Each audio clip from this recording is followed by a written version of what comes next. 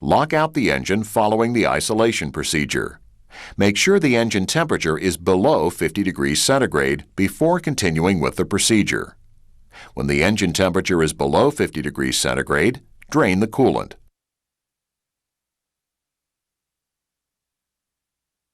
Remove the coil-on plug and rocker cover assemblies. This is done by removing the single rocker cover attaching bolt.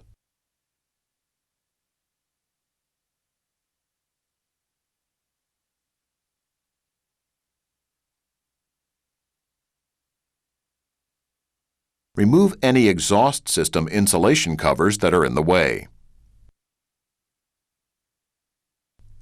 Rotate the engine to bring the cylinder under repair to top dead center. Verify that the cylinder is between the compression and power strokes. This is done by wiggling the rocker arms to make sure both the intake and exhaust valves are closed. If the valves are both slightly open, rotate the crankshaft one complete turn.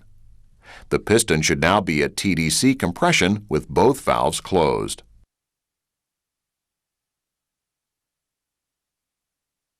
Loosen the valve adjusters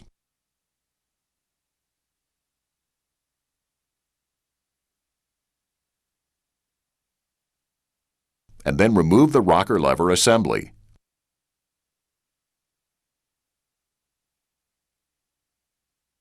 Lift off the crossheads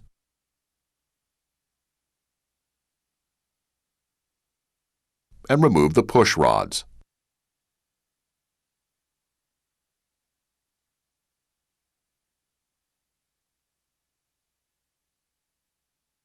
Remove the push rod tubes by drawing them vertically up through the openings in the cylinder head. Remove the O-rings from the openings in the head.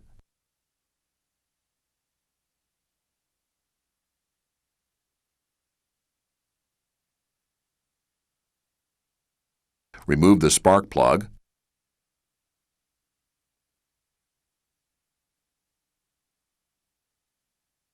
and spark plug insulator.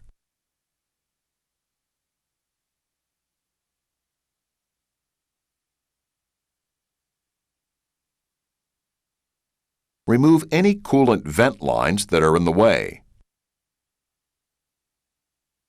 Remove the 6 8mm multi-duct screws and spacers. Note, one multi-duct screw is located at the bottom of the multi-duct between the intake and exhaust passages.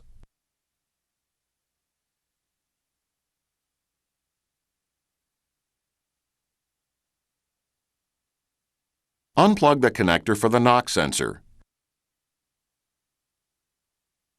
If necessary, disconnect the wiring for any exhaust temperature sensors that are in the way. Then remove the oil supply line to the rocker assembly.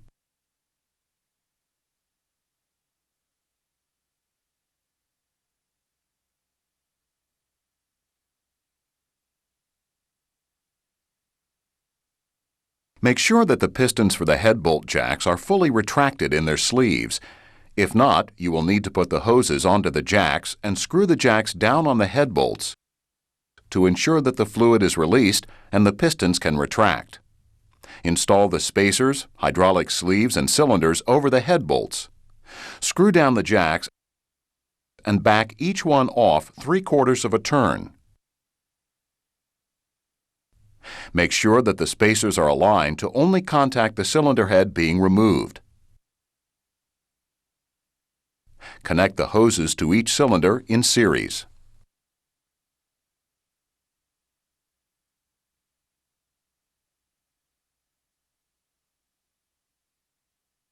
Close the valve on the pump and apply the specified pressure to the cylinders.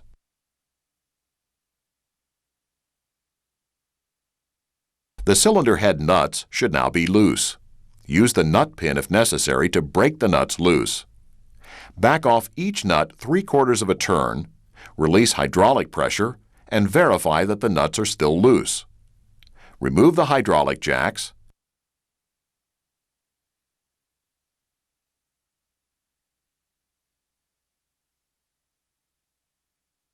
then remove cylinder head nuts. Install the head lifting device and lift the cylinder head from the engine.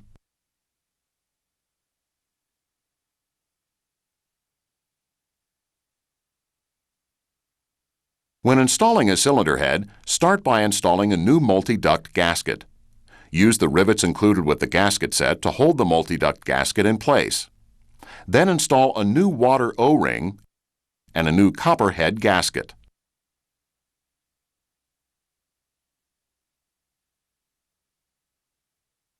Place the cylinder head in position on the studs and install the nuts hand tight.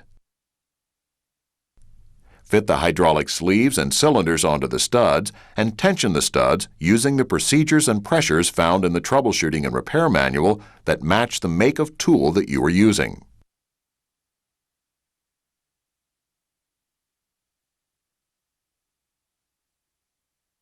Lubricate the multi-duct cap screws with anti-seize and tighten the cap screws.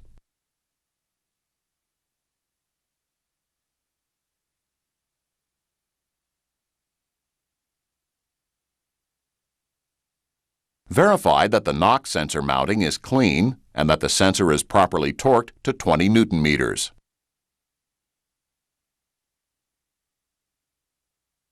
Install the spark plug and torque to 50 Newton meters.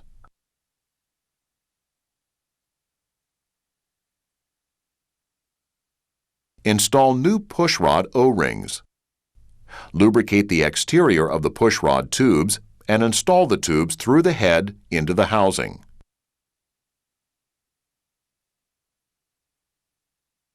Install the push rods, crossheads, and rocker arms. Adjust the valves according to the procedure.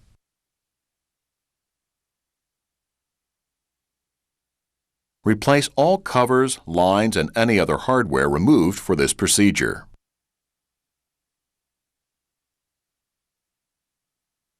Begin by isolating the engine to prevent starting.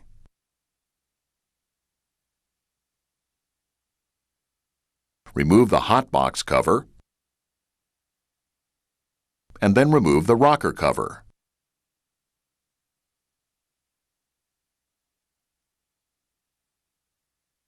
Engage the barring device and turn the engine to top dead center mark for the cylinder pair to be adjusted. This is the 0-degree mark for that cylinder combination.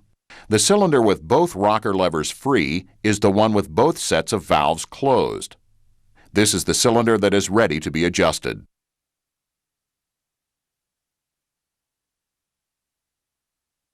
Loosen the adjuster lock nuts for the rockers and crossheads. Back off the adjusting screws 4 turns.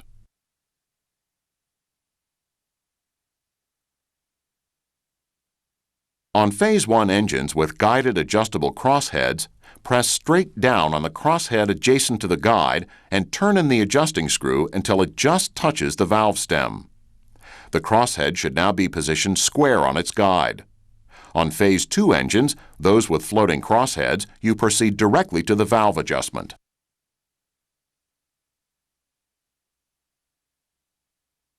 Hold the crosshead adjusting screw in position and tighten the lock nut to 40 Newton meters.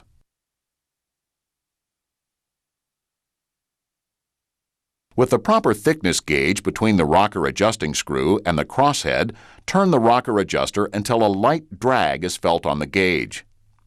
Use a .40 mm gauge for setting the intake valves and a .80 mm gauge for the exhaust valves. For 16-bar versions of the engine, the exhaust lash setting is 1 mm.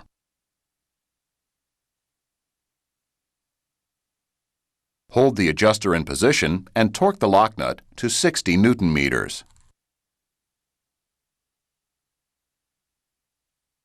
To verify the rocker lever is adjusted correctly, try to place a gauge .03 mm thicker than the specified clearance between the rocker and the crosshead.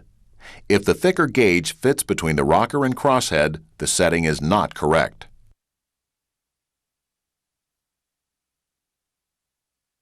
Repeat the procedure for each cylinder on the engine.